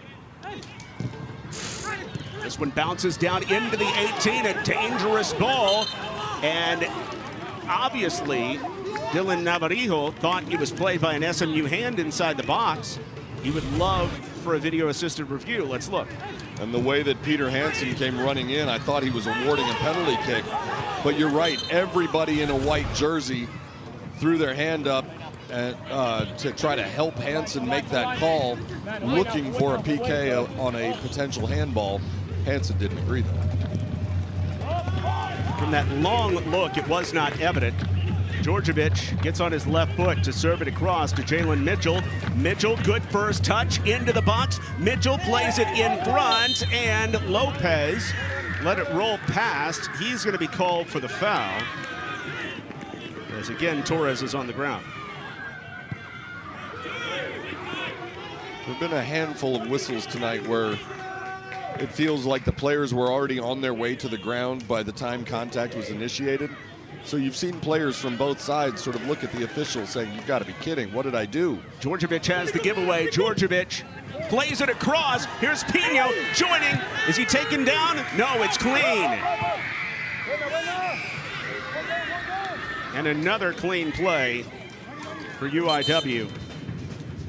Bailey Sparks doesn't believe it. Neither does Pino, and they're both still on the ground. Pino helped up by Milton Lopez. And then Emmanuel Martinez doing the right thing, helping Sparks up.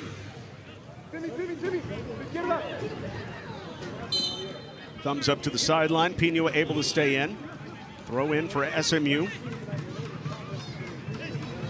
Starting to think about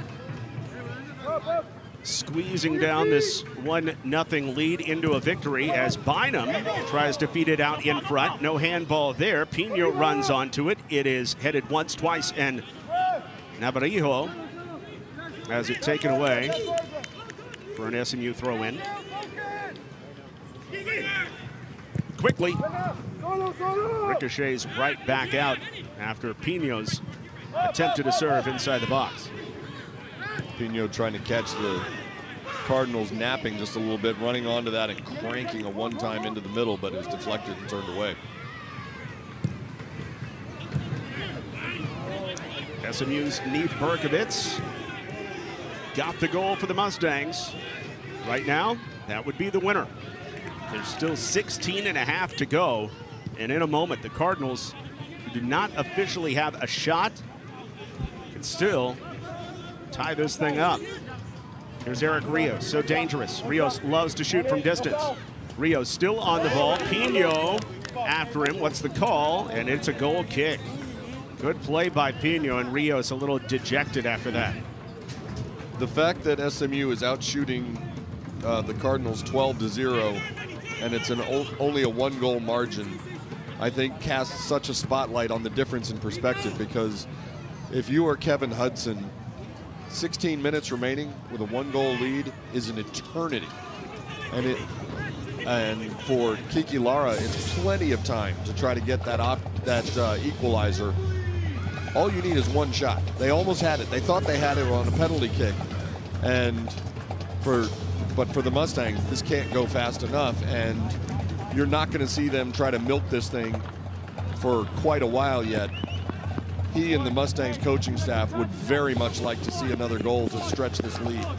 Even a draw at SMU would be one of the biggest results in the Kiki Lara head coaching era. Absolutely. Maybe the biggest result. Obviously, you would look at wins first and probably conference wins, but still, that's how big these last 15 minutes are here in Dallas, especially on the side of the Cardinals. Right, and you mentioned how many players the Cardinals have on their roster from the Dallas-Fort Worth area. If the Cardinals were to get an equalizing goal and walk out of here with a draw tonight, you think that wouldn't be brought up the next time that Kiki Lara and his staff come to Dallas-Fort Worth looking for players? No doubt. Hey, we came into Dallas, we played SMU, and we played them even. Mitchell already on a yellow, called for another foul. Pushing over Danny Elizade. And so another restart coming for the Cardinals. This time Elizade will be dishing from near the sideline.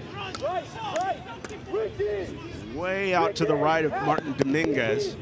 Dominguez obviously very demonstrative in his instructions for his D. I was going to say, you know the defenders can hear him because we can hear him from up here. Elizalde, the first and second touch won by SMU. However, Rios is on the ball. Could be anybody's here, and it ricochets in the direction of Martin Dominguez, as he has kept his clean sheet thanks to the work of his D tonight. But Dominguez a big part of it, even if he hasn't had to make a save, simply because of the communication factor, how loud he is back there, and that creates a lot of confidence in the defenders in front of him. Yeah, there's never any question where your goalkeeper wants you to be when Dominguez is between the pipes, and that adds an immediate level of comfort for that back line. There's an advancing Alex Salvo. Plays it out to the wing. The drive in, and that is feathered away. But it will be a corner kick for SMU as Baker was aiming for the sideline. It went over the end line. Goalkeeping coaches will tell you that after simply keeping the ball out of the net, the #1 most important attribute for a goalkeeper is communication. And Martin Dominguez, if nothing else, he communicates very clearly. Without Cesar Rubalcaba, at least for now, is that central center back for SMU. Dominguez is stepping up as a vocal leader. Here's Bailey Sparks, the 5th corner of the evening for SMU. Sparks to the back post. Oh, the header, how did it not go in for Brock Pope? You see Pope smacking the goalpost in frustration, but look at this. Look at number 2, comes around the outside, climbs the ladder, and he's, what, 3 or 4 feet off the line and somehow heads it straight down at such a sharp angle that it then goes back up and over the crossbar. That's hard to do if he went up and caught it and threw it down. I mean, that came down at about an 89-degree angle. If it's an 88-degree angle, it's a 2-goal lead. Right.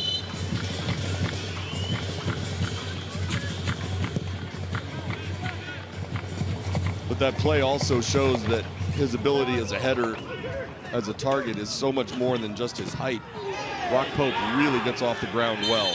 And I tell you, UIW would have been geometrically opposed to that angle being different, as this is a yellow card on Peleg Armandiaris.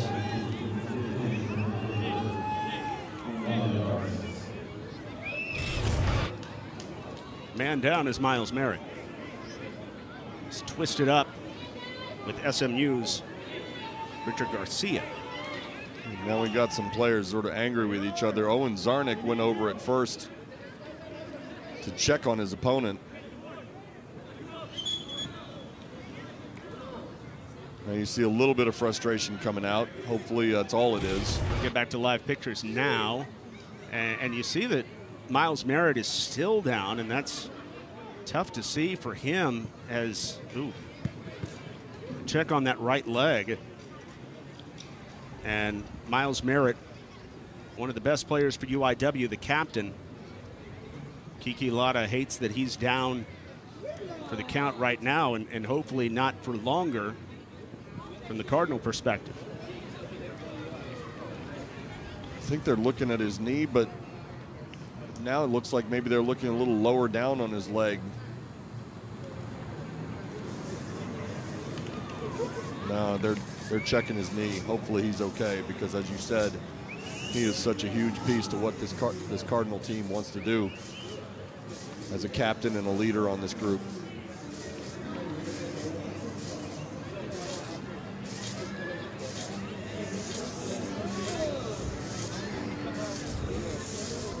Lada has some decisions to make with his lineup. As they take a look at that right calf and the right ankle, obviously. The athletic trainer doing the full look at Miles Merritt after he got twisted up with Richard Garcia.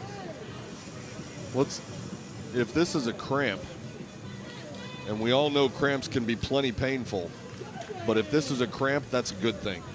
Because as we said at first, it looked like they were looking at his knee, and that's always a little bit scary. Here you see Merritt getting helped off the field, and nobody wants to see that. Hopefully for the Cardinals, this is a brief thing. Yeah, don't want to speculate, but anytime you're helped off the field in that manner, the optic is not good. And for Miles Merritt and UIW, as they are heading into a matchup with HCU in 12 days to open up the OVC schedule, you hope that a week and a half off will give him enough time to get back on the field.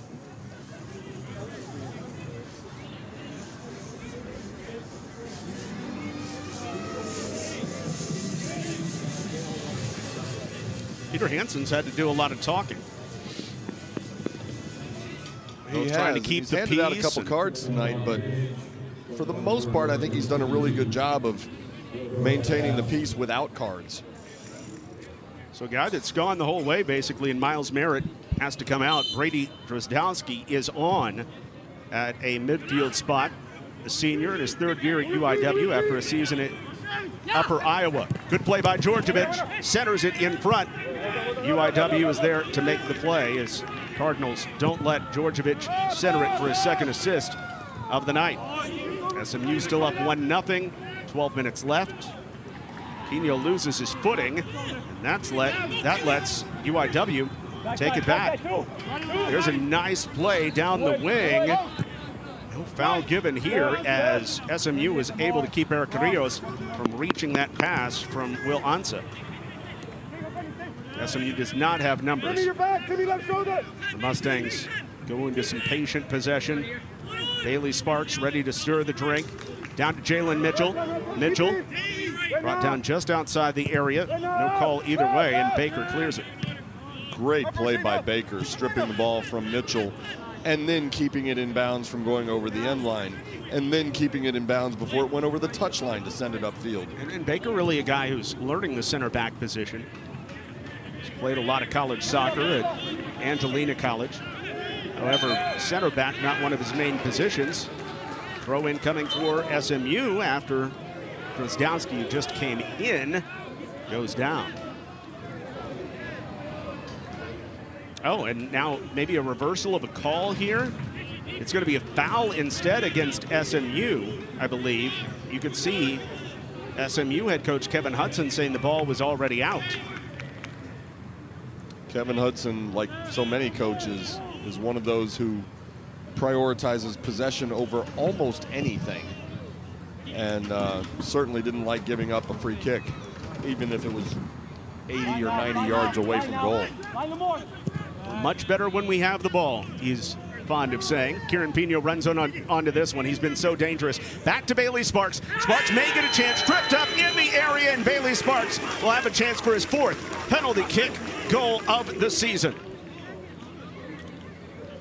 Two parts that make this play. One is Kieran Pino sort of stepping over the ball and still figuring out a way to get it back to Sparks. And then Sparks, you see, starts and stops and starts again.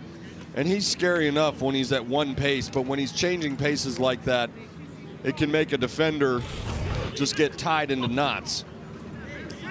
And at the edge of the area, it certainly looked like it was just inside the area by about a foot. But Peter Hansen, who has been busy getting a look at brand new replay system here in Dallas, is going to give it another look. You know, so many teams have their players track their mileage with a GPS system that basically is a small act between their shoulder blades. I'd like to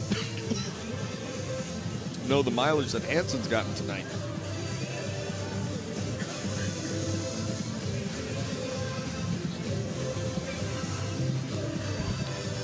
Yeah, that was right on the line. The actual contact, you see him stop and then start forward. I think they're going to say he was inside the box, but it sure wasn't by much. No, not much at all. 8 inches or so. One more look at it here. Sparks sees some space. His left foot is in the area then, and then he is tripped up. I don't think there's any question that contact, at least in my mind, from Daniel Azade, came after Bailey Sparks had established that left foot inside the area. But that's the benefit. We can slow it down and really look at it. And after the replay, yes, the call, it looks like is held up. So we go back to live pictures. Our referee, Peter Hansen, pointing to the spot. What have you liked about Bailey Sparks and the penalty kick goals he scored this season? He hasn't had this as part of his game until this season, but he's been asked to do the scoring from the spot this season, and he's 3 of 3. Well, I like the fact that he hasn't gone to the same spot or the same shot each time. He has variety. There are some teams that scout opposing PK shooters, and they will decide, okay, this guy always goes lower left or upper right or whatever it is. Bailey Sparks He usually approaches the ball pretty patiently, trying to get a read and guess which way the goalkeeper's going to go, but he can go different directions and be comfortable doing so.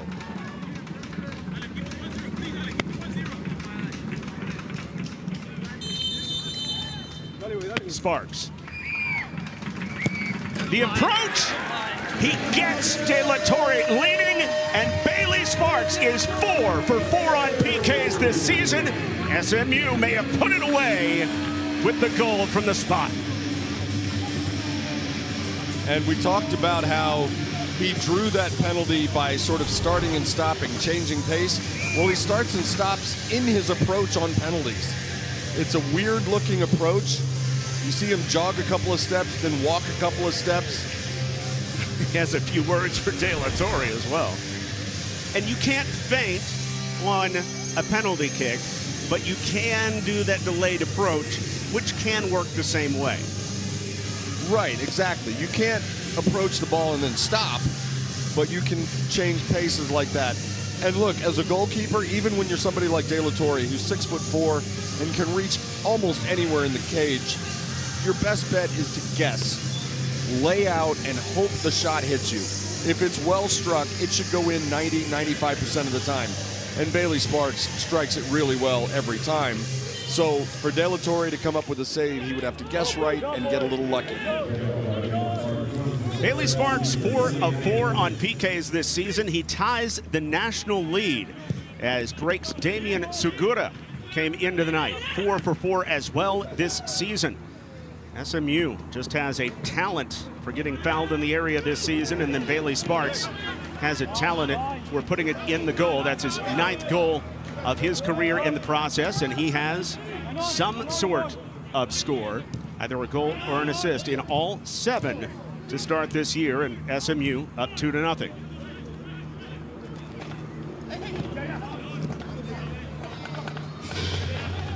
And this is where you're going to tell me that the two-goal lead is the hardest to defend.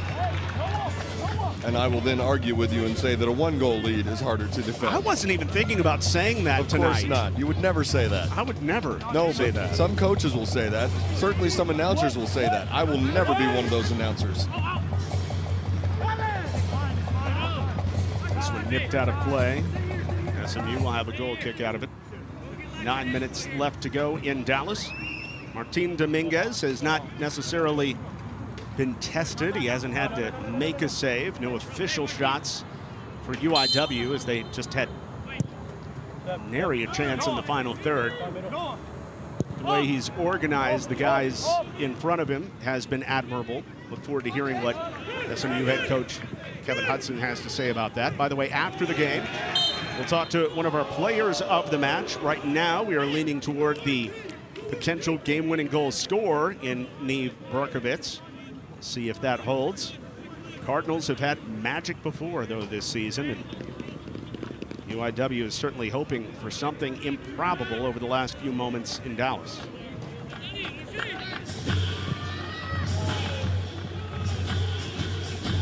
Scoring summary so far as SMU leads it 2-0. Neve Berkovitz with his first goal of the season, as Djordjevic assisted quite brilliantly, and then Bailey Sparks taken down in the area, and then he slots it past De La Torre in the 80th minute. SMU up 2-0, a little under 8 minutes left to go here in Dallas. There's Noah Irvin trying to make an offensive move, and he is tripped up and over the ball. Restart coming for the Mustangs. And there's always a little bit of gamesmanship on restarts like this. The defense will try to creep as close as it can toward a restart, and the offense will be patient, but every minute that Peter Hansen has to spend walking off the 10 yards and marking the distance, well, the clock's ticking, and the Cardinals can't really afford to be chewing up any more clock time than they already are. Here's Sparks on the serve. Pino, or rather Zarnik, with the header. Pino was in the area as well, so was Bynum, but it's wide. The Mustangs send at least 2 defenders, sometimes 3, forward on a lot of these restarts, whether it's Bynum or Rubalcaba, who's not in the lineup tonight, or Zarnik or Pope. And you have to think that if they keep doing this, they're big guys and they can all leap and they're all pretty strong in the air. You have to think if they keep doing this, eventually one of them is going to get on the scoreboard.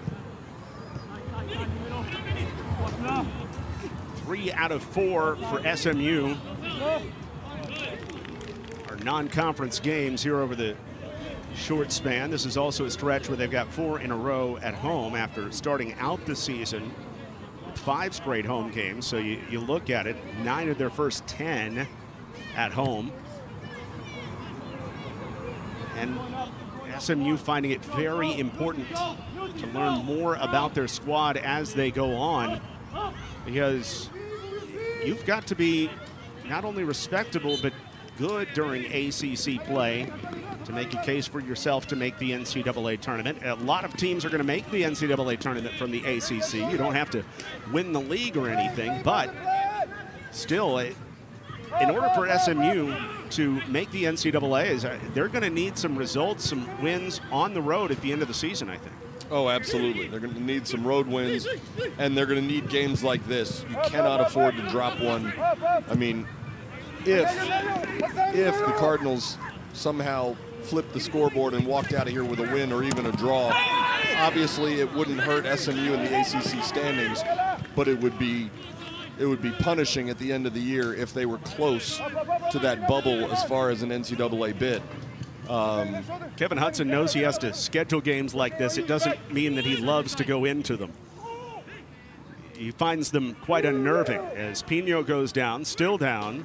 Race for the ball, last touched by SMU. Pino pops up. A little bit of a hold your breath moment there. You see Pino cutting back, and he gets his left leg taken out from under him. Certainly not anything egregious, not an attempt to injure by any means. But if you're an SMU coach or fan, you're certainly thrilled to see number 7 get up and shake it off. SMU's first goal tonight, a winning result. Second goal certainly has to be staying healthy after being without the services of Cesar Rubalcaba as a center back. Also thinking about some of the guys that are just coming back from injury and wanting to make sure no re-injuring happens. Milton Lopez a little disappointed he wasn't able to turn and send a through ball there because he saw Bailey Sparks screaming past him on his left shoulder. And had he been able to connect, he might have been able to send Sparks in one-on-one with the goalkeeper. Noah Irvin giving Georgievich the rest of the night off and earning a throw in.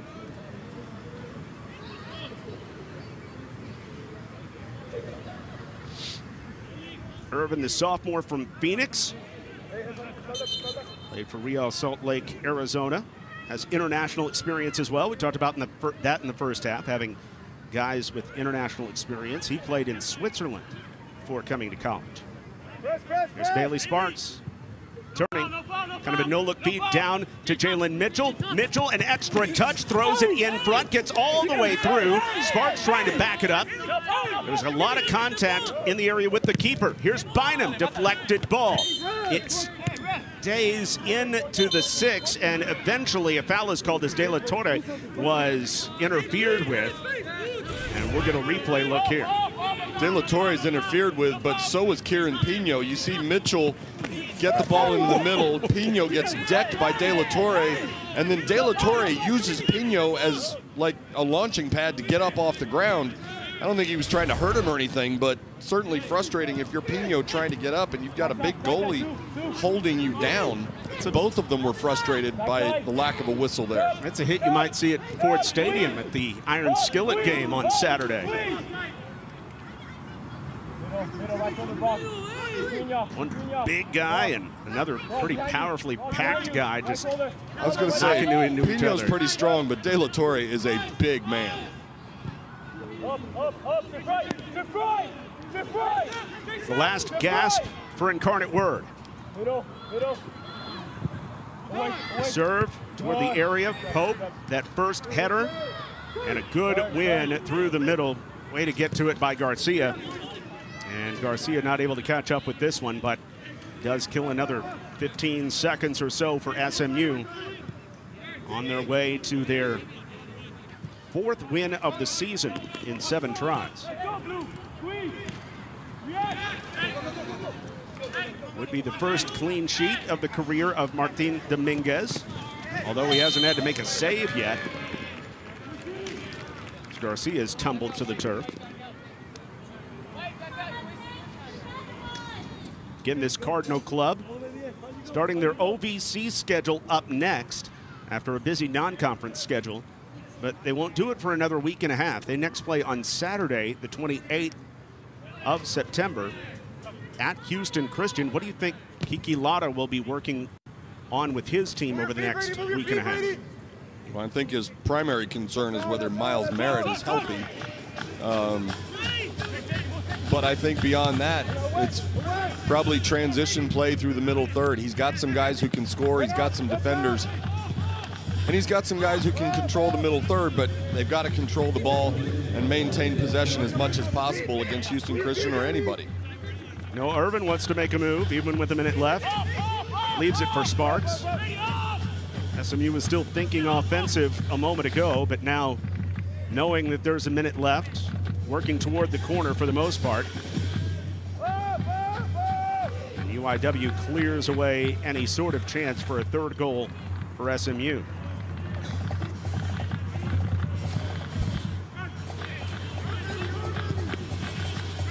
A workmanlike effort for the SMU Mustangs. Not a high-flying affair, but effective nonetheless. Outshooting UIW 17-0. A clean sheet for the defense and Martin Dominguez. And goals this season, the first for Neve Berkovitz, and then the one to put it away by Bailey Sparks, his 4th penalty kick goal of the season. The final seconds tick off in Dallas. SMU 5-0 all-time against the UIW Cardinals, thanks to a 2-0 win tonight.